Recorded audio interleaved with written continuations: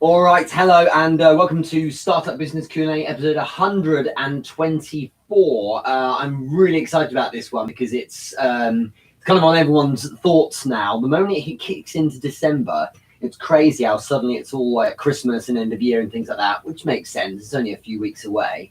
So we're going to have a session today specifically focused on what the end of your year needs to look like. So this is thoughts and ideas, but I'm also going to bring in, of course, best practice that I've seen at other companies as well. So if you have any questions about how you attack the end of 2018, then this is the session for you. So I want to shout out everyone listening on the podcast. I know I kind of do this each week, but I'm really pleased that firstly, the people, it came about because people asked for it. But secondly, that actually people are listening to it as well. If you haven't checked it out and you feel that'd be useful, then you can go to therichardmoore.com and download or listen to the podcast directly there. Shout out, and you can go to therichardmoore.com and download or listen to the podcast directly there. Shout out to everyone hopping in on Facebook and on Instagram. Catch Kyle, great to see you there.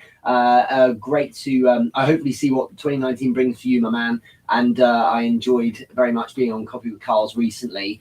Justin Myers, hello, on Facebook. Also Daniel Nunes, and hi everyone on YouTube as well. So there's a lot happening in terms of questions about the end of the year. If you have a question about how you might structure things, organize things, what it needs to look like, then do let me know. Max Merho, hello on Facebook. I want to shout you out because the Entrepreneur, which is a genius name, by the way, blog, I suppose, series that you're building on LinkedIn, I really strongly suggest people follow this. It's really exciting. I think you're on Instagram as well, aren't you? Give me a thumbs up if that's true.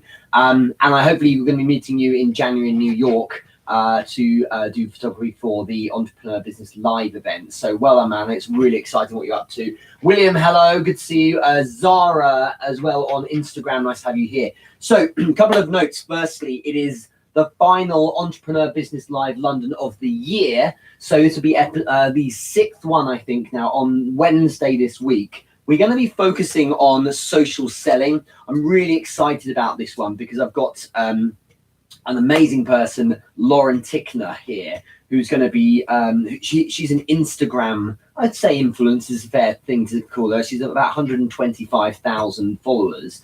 More importantly, she, when she started leveraging social platforms, specifically Instagram, when she was 19, that was her first year. She made 50,000 pounds, I'm pretty sure it was, doing that. And she hit 100,000 when she turned 21, which was very recently. So she's sharing the things she's done to monetize social media.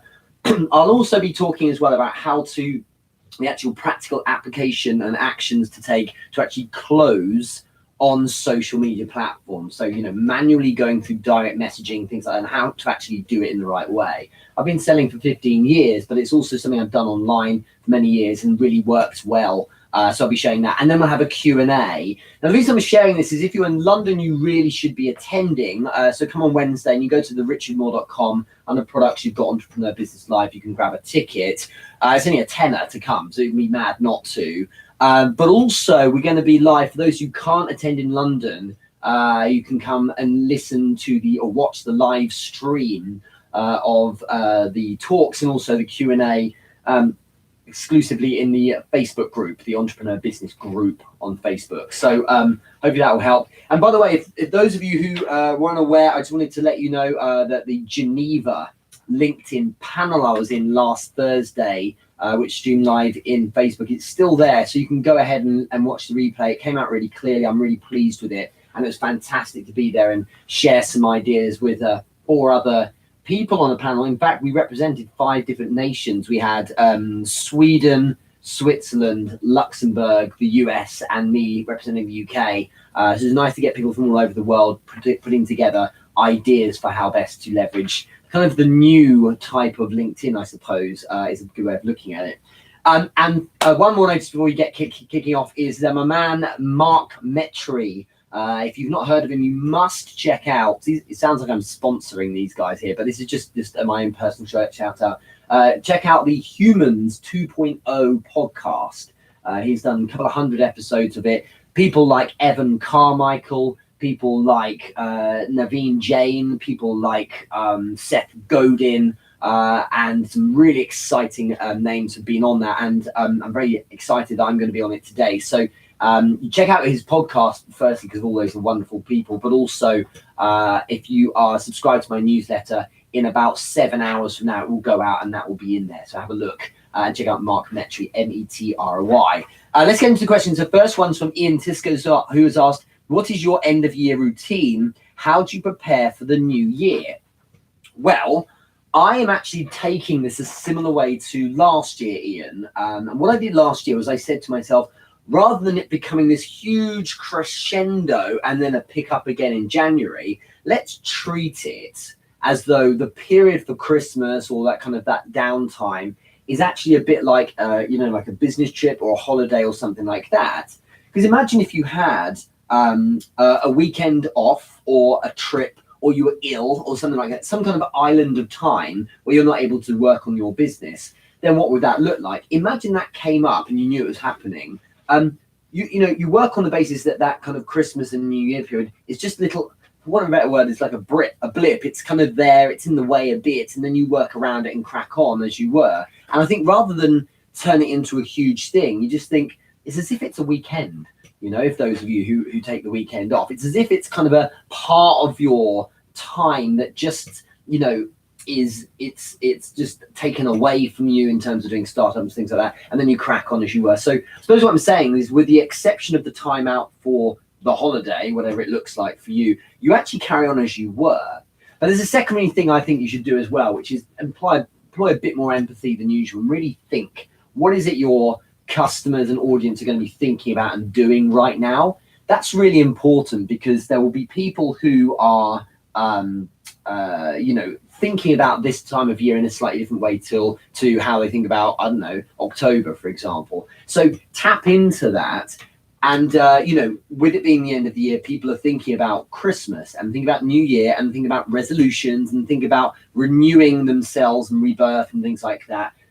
More so than any other time of the year, really. So does that affect you? Does that affect the message or voice of your business right now? Does that affect how you should speak to your audience? At the very least, you should nod to the fact it's Christmas or at the end of the year, because people are going to be thinking that way. So it means you're kind of in tune with everyone else. So that's what I would think about. Look at the psychology behind the audience. And what is your audience thinking right now? And tune into that, talk about it, and start a conversation in that space. Next question here is from Venu Morgan. It's a great to have a question from you. Thank you very much. And he's asked, Richard, how do you rise above the noise in the online marketplace? Online marketing space, rather. I think that's quite a general question. But if I was to add to it, how do you rise above the noise in the online marketing space at the end of 2018? We can make this more relevant a question to right now. And my response to this is, well, if the noise looks a certain way, you want to try and avoid looking the same, because you're just going to appear the same. To stand out, you either shout louder or you say something different. That's how you get around the noise issue. So one thing to do is, rather than saying, it feels contrary almost in a way to what I was talking about a minute ago, but rather than saying, hey, look at me, it's the end of the year, let me offer something, you could try commenting or providing a commentary on the fact it's the end of the year. Provide a commentary, Venu, on the state of what you see the online marketing space at the end of the year.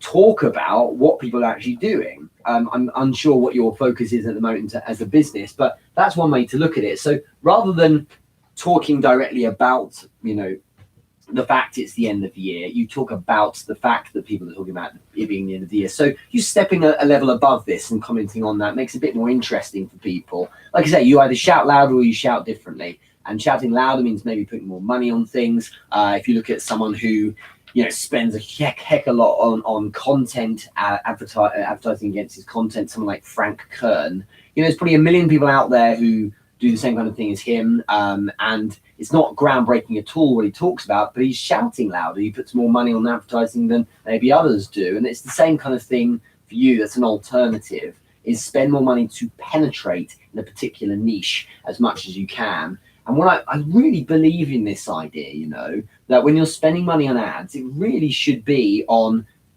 spending money against your content. Because if your content is good enough, people will want to come into orbit around you, and you're not gaming them or trying to sell to them. You're just sharing great content. And if you put money against the content, people check it out more. And then, of course, they come into orbit around you, check out your website, things like that. I've just found it more effective than than getting people to try and sign up to something or buy something off the bat. Of course, then you can retarget them and so on. But as your entry point to a funnel, I think advertising in that way makes a lot of sense. I've gone slightly off piece there, but that's something I would be doing to rise above the noise. So maybe sounding different, but also being louder as well, in the sense that you're broadcasting heavier. Spend a bit of money, man. It's a really good idea.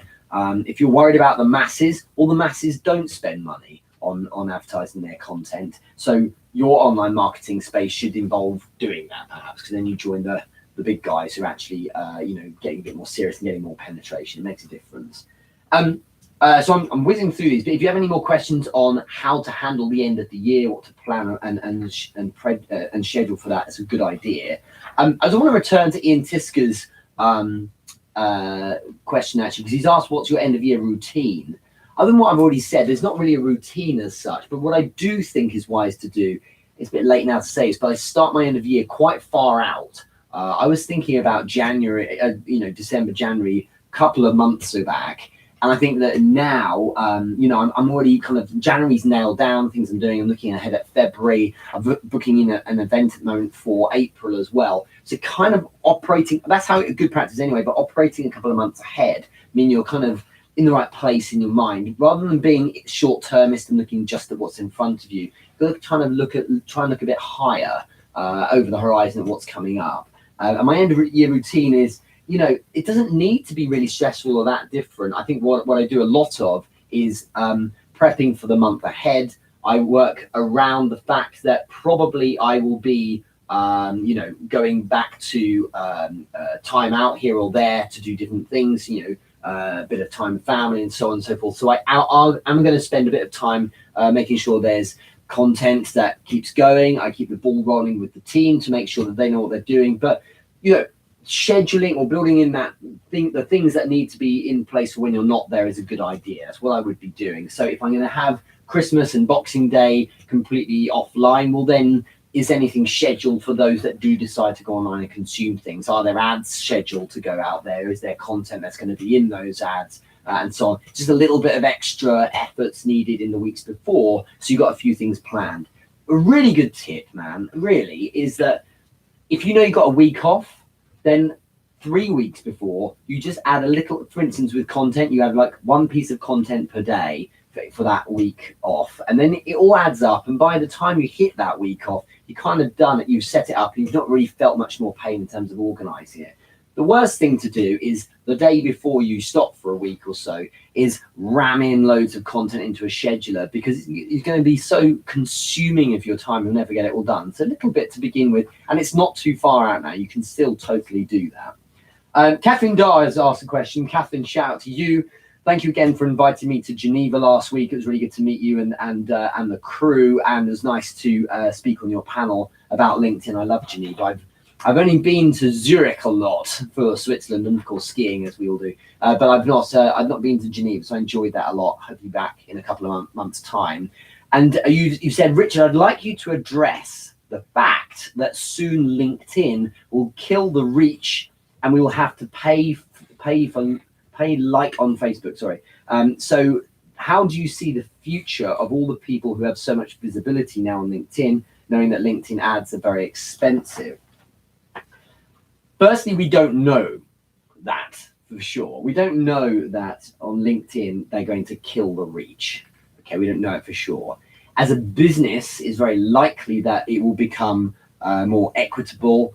There's the Robinhood algorithm that came out earlier this year that basically said, if you've got people with like 1 million followers, for example, they don't necessarily get the same treatment now as a new content producer. The Robinhood idea being they will borrow traffic and reach and visibility from the big guys that arguably don't need it as much and give it to the new starters, so they get a disproportionately large amount of attention, which is why if you're in content marketing, it's intelligent to be on LinkedIn now, because you're getting the actual rocket being given in your direction in terms of extra reach. But has reach changed? Yes. If you look back a year, then it has changed a huge amount. And many content creators I've worked with or spoken to, they talk about how it was a year or so ago when they posted a video and got huge amount of traffic and visibility compared with now, and that's how things have evolved.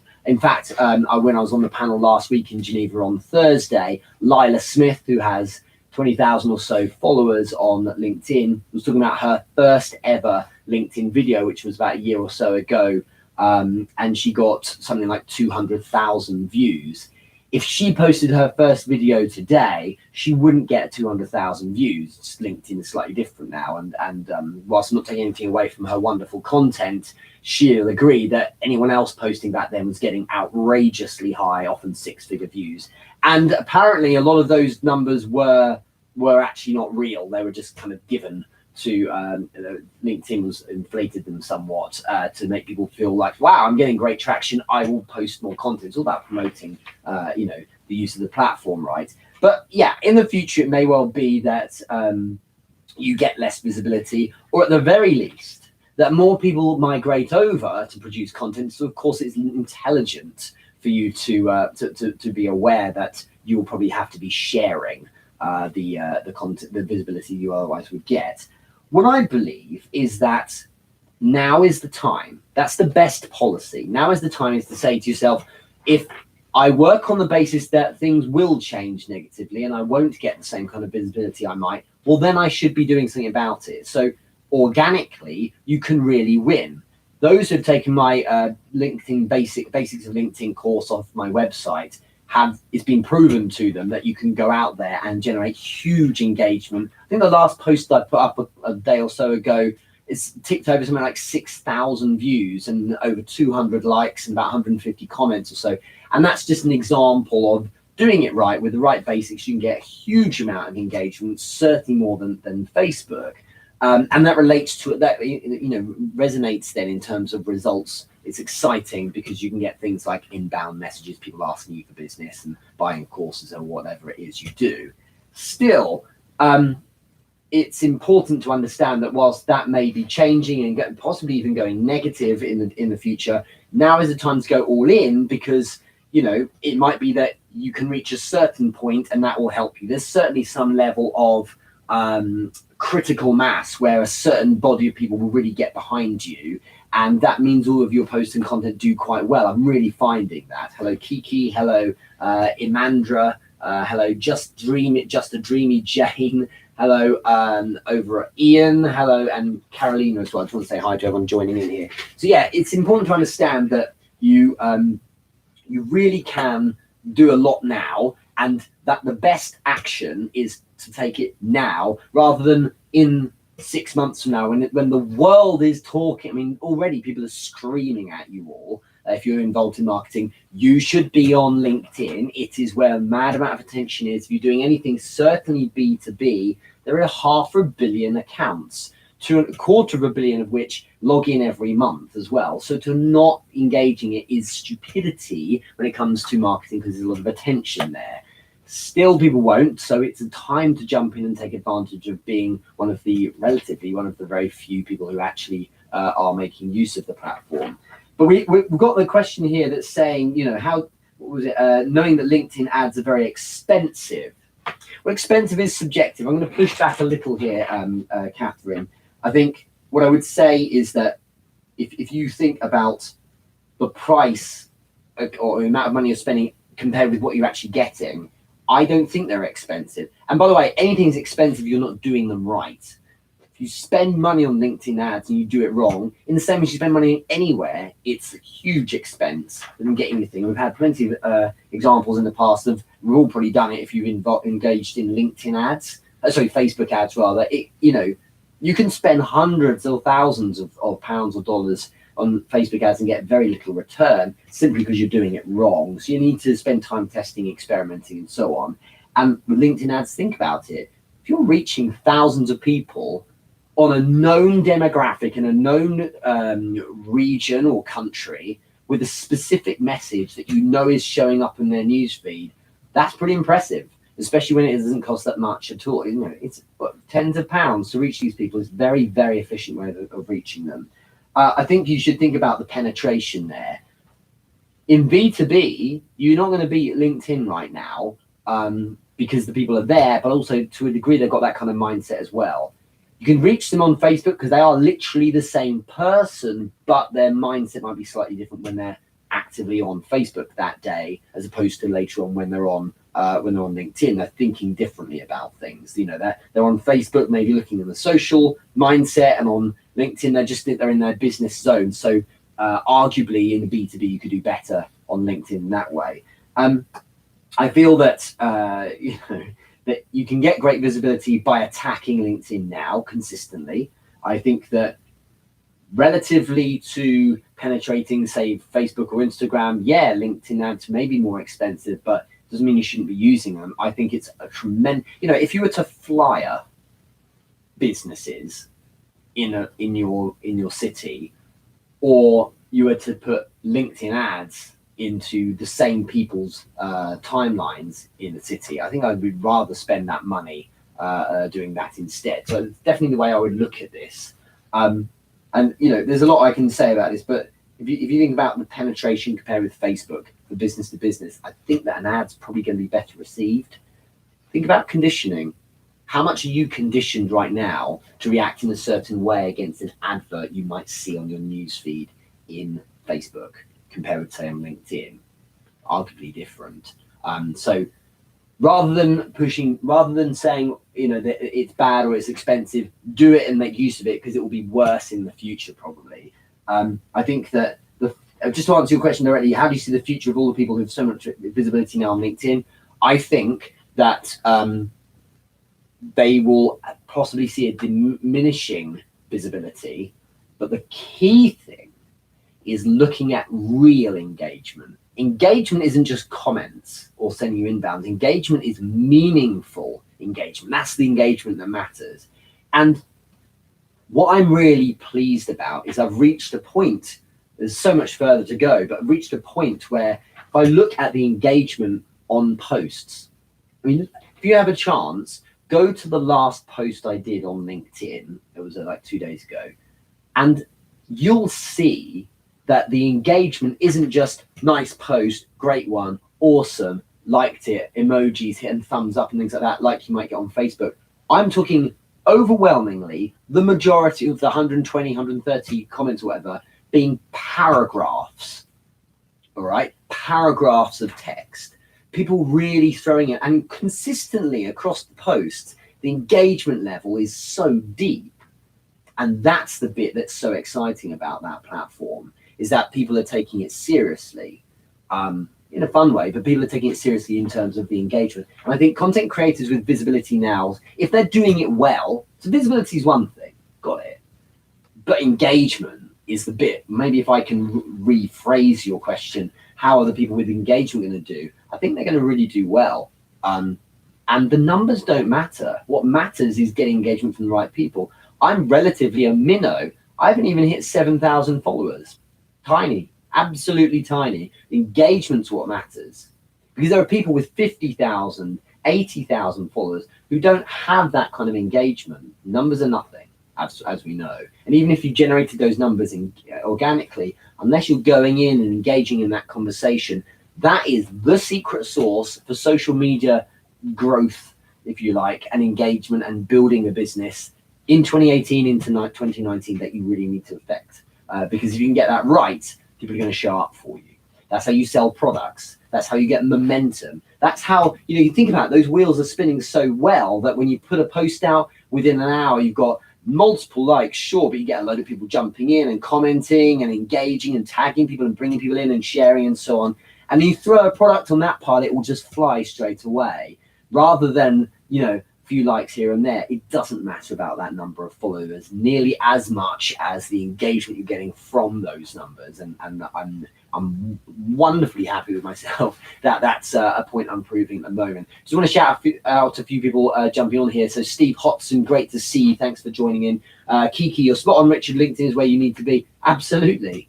Absolutely. I mean, if you're all, those that worship Gary Vaynerchuk for their social media guidance, you only have to look back to last week and he's saying LinkedIn is where you should be. So if you follow the guy, then do what he suggests. He's got a really good point. And I called this a year ago.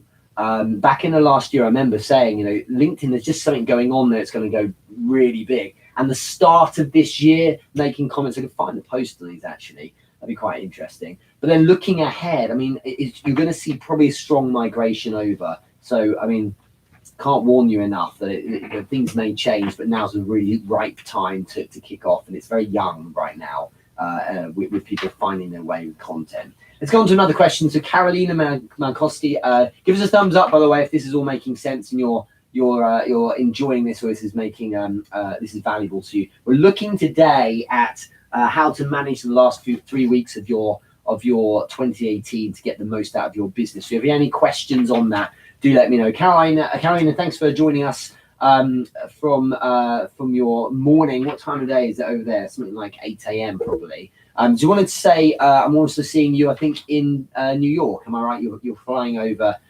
for the Entrepreneur Business Live event on the 24th. So it'd be great to meet you there. So question is, I'm starting a new website, a membership-based one. I will be launching and going live. I'm hoping by February. What 3 things can I start doing now to prepare before the year end? And what things should I be organizing? Yeah, really good question. So you've got a new website in a couple of months' time, 3 months from now. The main thing is to warm up the audience about it. So start looking at who needs to be aware that this thing's coming out. Okay, first you've got some, a few people here who are now aware that you're going to bring out a website. Those that are in your inner circle, that audience, you need to start talking to them. Because those people are going to be the ones that are the best word for this is that Seth Godin term, the sneezers, the ones who they can't help sharing it. So who are off the top of your head, and all of you can do this, off the top of your head, you can count the first 5 names that come to mind where if you post something or ask for help or something, they all jump in. Okay, they're the ones who jump in and they support you. Who are those people? They need to be aware you're doing this, but then you need to keep talking about this thing as you go. Entrepreneur Business Live was an idea I had that I decided to go for from May this year rather. I made a number of changes, and the New York component for the US, I started talking about back in August.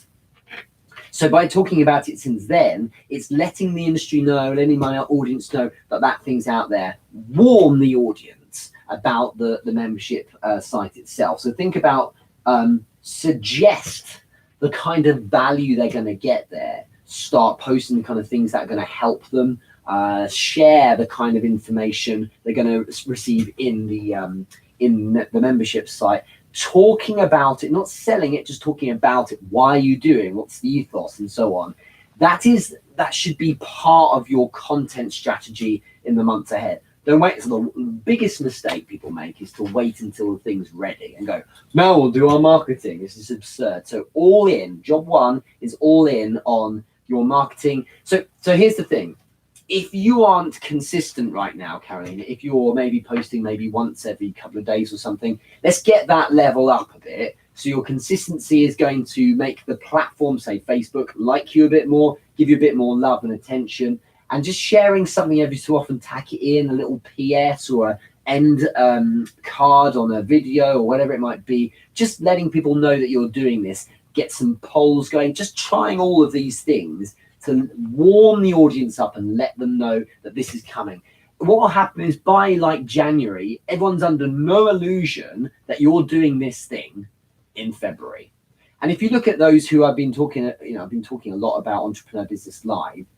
If you look at the number of people aware of me, there'll be the mass of people who are aware that there is this thing, Entrepreneur Business Live, and their events each month.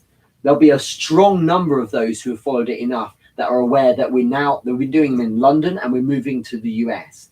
And in there, there'll be a large-ish component of people who know it's on the 24th.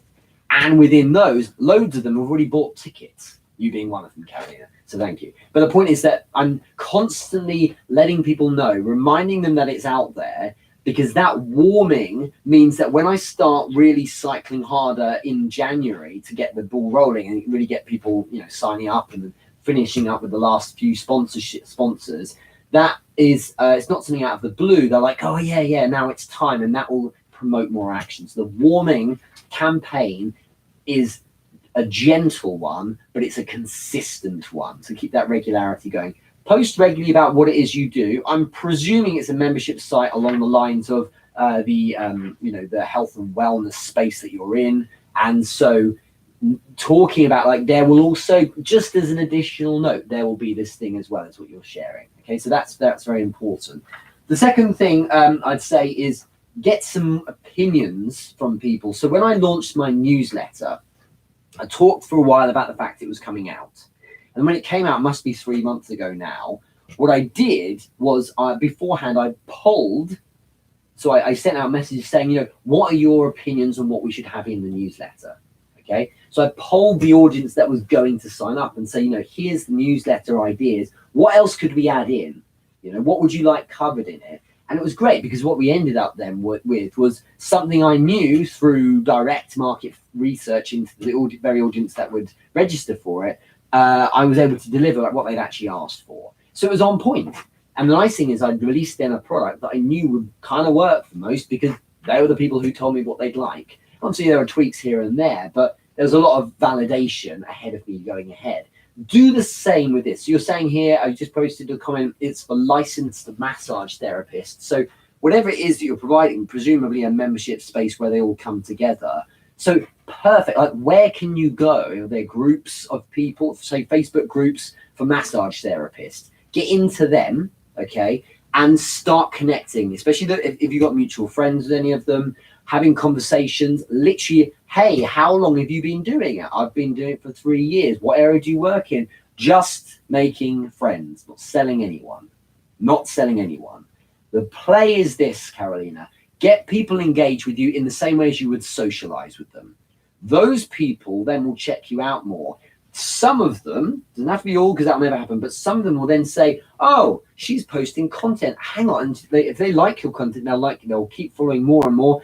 And then they start catching wind across the coming weeks and months that there's this new website being launched, a membership site. And hey, that's just for me, because yes, it's relevant. But the difference is it's Carolina and we're good friends now. We got on really well. I've been connected to her for a few months.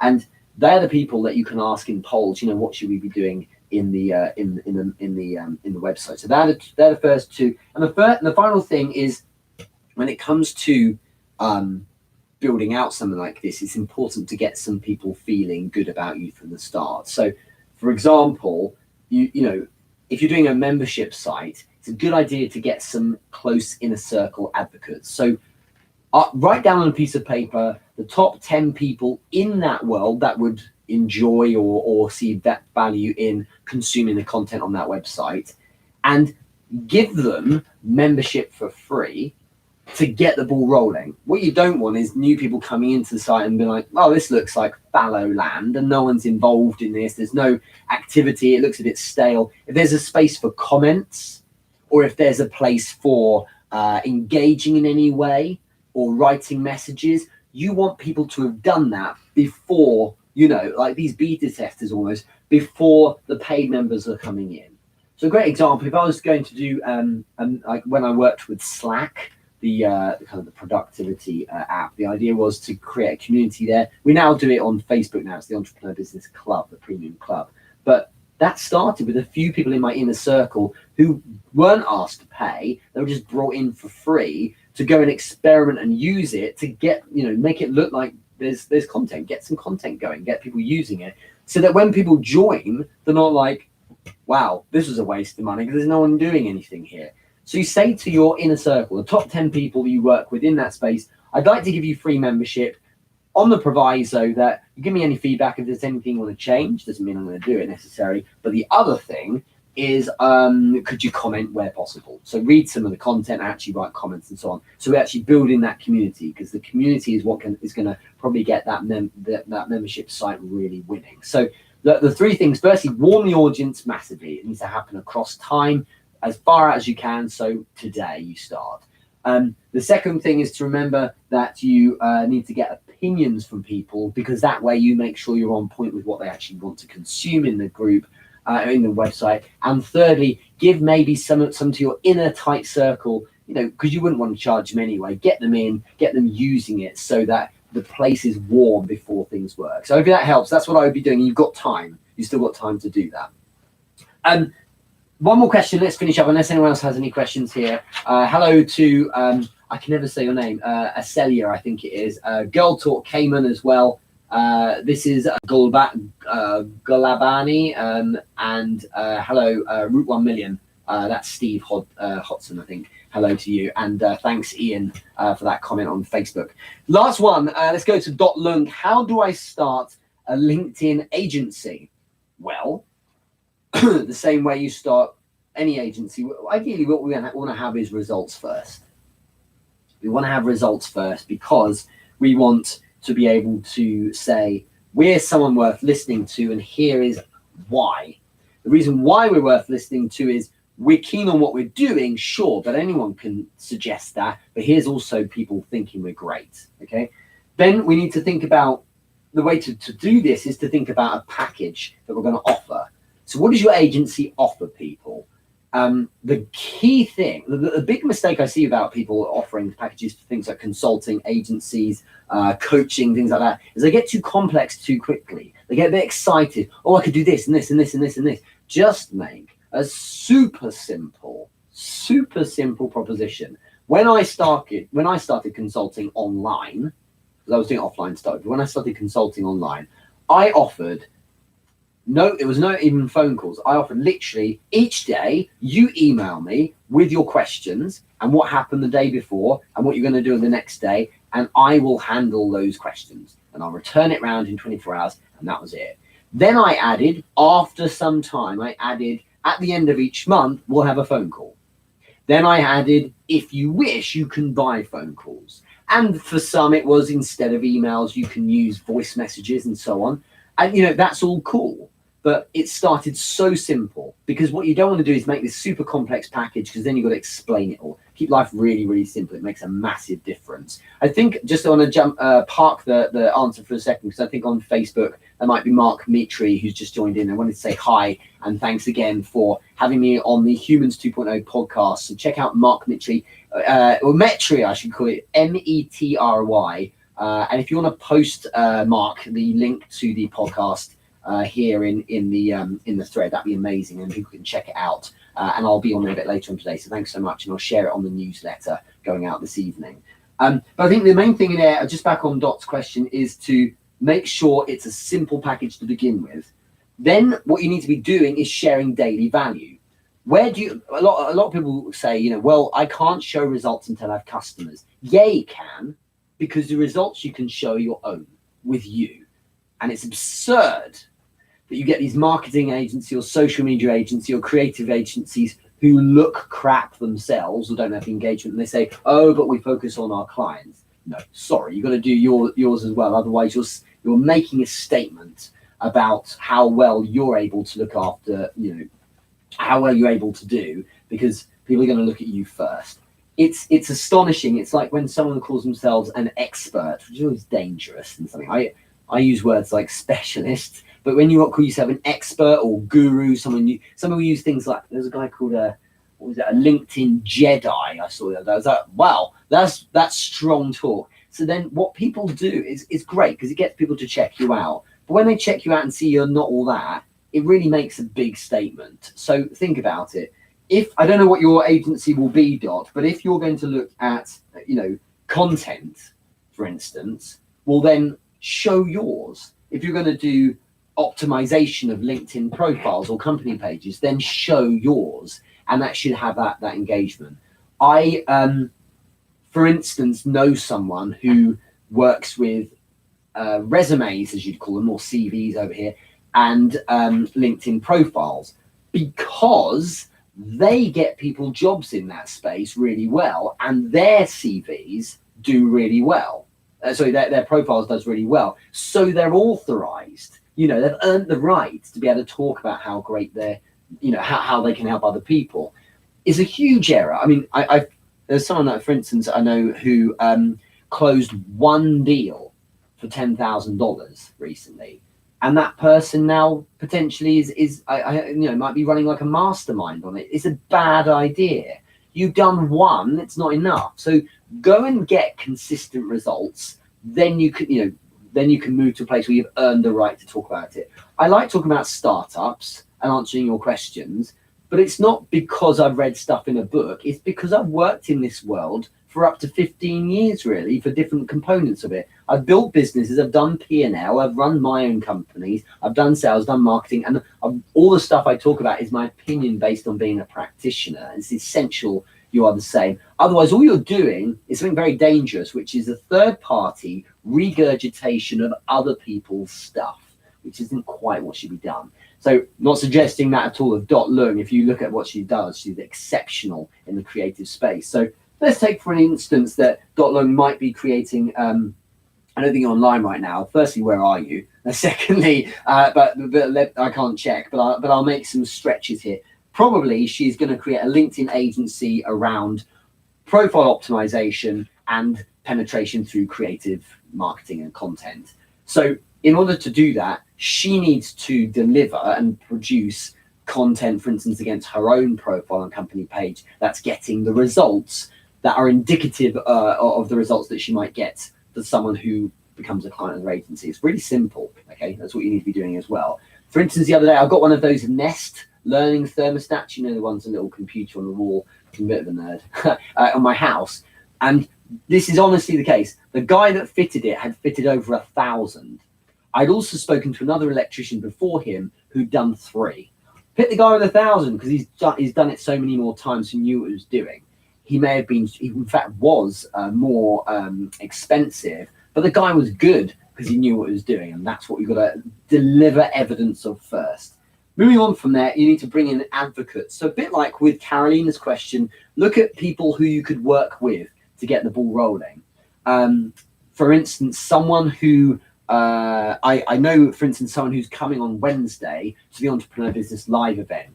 She is just starting her own photography consulting business. So she's becoming a photographer, but she hasn't got any gigs. So I said, well, I've got a photographer already. Alex Smutko is a great guy who will do it every month he can. But why don't you come as well and take some pics? Just take them, because what you can do is practice taking pics. And, you know, if you share them with me, happy days, but at the very least you give her a shot at doing it. So there's a whole ecosystem out there of people who want to have some shots at trying something.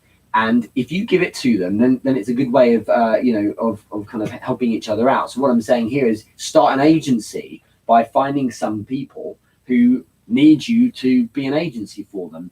And going back to when I first did online consulting, the price wasn't going to, I didn't want the price to be a prohibitive factor, but I wanted to get paid a bit. So I only charged a couple of $100 for a month's consulting. I don't know what I was doing, but I did it because, you know, it's a good way to get the ball rolling. So people were like, oh my God, hell yes, we'll do it. And that worked, you know, and every time I closed one, I would up the price each time because I was going towards prices I felt I should have been charging, and that really worked, you know. But what the mistake is to hope that it will all work out and people will come to you and say, I need your agency services. It's a good idea to grab a few people and say, hey, I know I can help you, friend, inner circle member, someone I'm working with. I know I can help you, so let's take it from there. In fact, there's someone recently I worked with who did some videography for me. It was really kind. He actually said, I know in the future that you're going to be great leverage for me because I can, you know, I feel like I'll be able to get a lot from the fact I've worked with you, which is really flattering. And so he said, so let me just do this for you. It would normally cost a load more, but let me just do it for you because that will really help me get some experience. It will help you as well. And then I know in the future it's something I can talk about and ideally get a testimonial from you as well. So it's getting those advocates, getting people early on to prove you're good. Prove you're good by showing you're good with yourself. then prove that you can be good with other people, and then your agency is really getting born. Look also, just the final point, Dot, look also at the company page on LinkedIn. It's a place you can put money against as well, but also it's something you can really push great content through and get so much more traction than just through a personal profile in many ways. I think they're underused at the moment, like considerably, for content, and it's a great place to visit. My friend Michaela Alexis, who's got over 100,000 LinkedIn followers, who is brilliant with company pages, has said, you know, the good thing about them is that when someone goes to a company page, the content is right at the top because it's the company page's content. So when they scroll through, it doesn't matter if the content was posted a week or 2 months ago, it's still right there. Whereas when they looked at their news feed, your content isn't there unless it's trending or new, right? So if I posted something a month ago on LinkedIn or any other platform on my personal profile, it's not going to be seen. Whereas if I post it on my company page, when they go to the company page, it's right there. And it's a beautiful, pure signal of just my content. So it's nice. It means you can really take your time and curate the great content. You don't have to publish something every day, although it helps, of course, but you don't have to do it every single day, because you know if someone does go to that profile, they'll see all the content without anyone kind of in the middle of it, anything stuck in the way of other people's content or ads and things like that. I'll just finish up there, but it looks like a question coming through from Daniel Nunes. If time permits, what does the future of social media look like for 2019? Anything we should be mindful of? I think that instead of looking at the future of social media, you should look at the future of the users of social media. So look at how people are going to use it. This is something that's coming up a lot when I'm talking to corporates about leveraging LinkedIn and Facebook and things like that properly. What's clear is that we are good at getting conditioned or conditioning ourselves against the things that we think are rubbish and the things that we like. If you look at the kinds of posts that 2 years ago maybe got great traction and got loads of engagement, nowadays they don't do as well. And sure, it might be because the platform throttles them. But in addition, it's because the users start thinking to themselves, this is just cheesy or spammy, or it looks like an advert. I strongly believe, for instance, that an advert on Facebook doesn't perform as well as it used to if you have like a really gorgeous stock image from Unsplash or whatever. Because a stock image worked when you were trying to come across as, polished and formal and knew what you were doing. But now it screams out advert. The generic images actually are a turn off, and people are so aware, and there's a great saying, which is that your ability to bullshit people is far less effective than their ability to read that you're doing it. So it's far more effective to just be a little bit more real. But here's the thing to look out for, in my opinion as well, is that there will be a bit of pushback. I think it's starting to already happen against. It's like a postmodern or a revisionist version. I've got an article I'm going to be releasing this week about this, actually. A revisionist version of authenticity. So what, a quick timeline, missing loads out, is those that are gaming social platforms in the last couple of years used a lot of dark techniques to get results. Then what came after that, because of the conditioning and awareness of that, was that people started posting about being authentic. And when they talk about being authentic, they're saying essentially ignore those that are spamming you or talking, like making stuff up and so on. But now, listen to people like me because I'm being authentic. I feel there'll be another layer on top of that. This is what this article's about. I wrote it when I was on the plane on Thursday morning. One thing I think is going to happen is that people are going to not rebel against authenticity, but what they'll do is they'll understand that the real way, and I talk about this a lot, the real way to prove that you're authentic, the real way to do it is instead of saying, hey, I'm authentic or be authentic, instead it is to be authentic and let others decide if you are. So I think that the way you look at it is that on social platforms, people will think you're authentic, or rather, let me rephrase it. You are authentic, or you'll be authentic in 2019, Daniel, if people say you are. That's like saying that person works so hard. I had someone really kind message the other day. Someone said to me, I think you're the hardest working person I know on LinkedIn. And that's exactly my point there. Rather than me saying I'm the hardest working person, or some meme with #grind because I'm glamorizing hard work, just get on and do, and then people will observe you. It's like, well, I can't remember the saying exactly, but it's about leader. It's a leadership saying. A lot of people say, you shouldn't, as king, you shouldn't put the crown on your head. It's the people who should put the crown on your head for you. What that means is you shouldn't have to say that you're authentic. Okay, you shouldn't have to talk about the fact you're authentic. Ideally, it is the reputation and the things that others say about you that suggest you're authentic. So busy yourself with doing things that will map to people saying, wow, that guy's so authentic, rather than saying you're authentic. I think that will be the new inflection on those that really truly win through 2019, Daniel. At the very least, I feel that even if it's not a trend for 2019, I feel that that's what humans would respond to. So when people, if they do, talk about how I've got hustle and I'm really doing well or successful, I'm certainly not trying to say that I'm those things. That can only come about as a product of me showing it by doing it.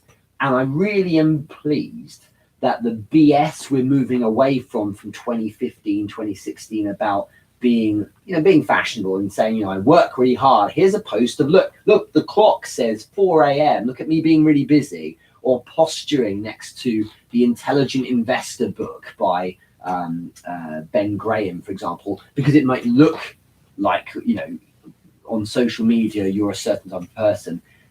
You'll win more by actually doing it. And that's what I'm really excited about, because I know that through all of this, I think an overwhelming majority of people are on social platforms when they're trying to sell or do business, they are posturing as someone they're not quite.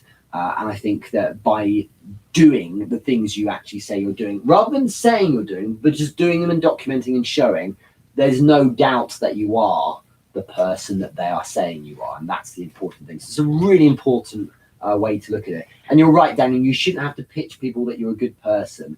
You shouldn't have to ask people for interviews. They should be asking you for interviews. You shouldn't have to say, I'm a hustler. People should say you're a hustler.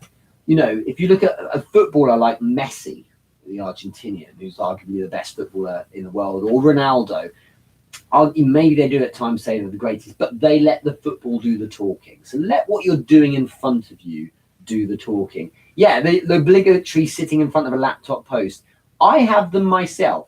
Just so we know, I've got posts of me on the laptop, but that's me actually working, as opposed to it being the only content that's going out, being all front.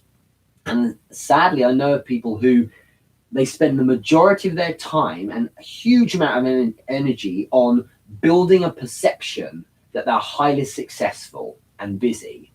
And the only thing they're doing that's highly successful and busy is working on building that perception of highly successful at building that perception and being busy doing it. But there's nothing underneath, and you'll get found out. So I think that'd be interesting. It's a great question to end on. So those that do it, watch out. Your days are numbered on that, I think. And I think it's because people are getting more and more conditioned to the BS, and I think that's going to be very interesting next year.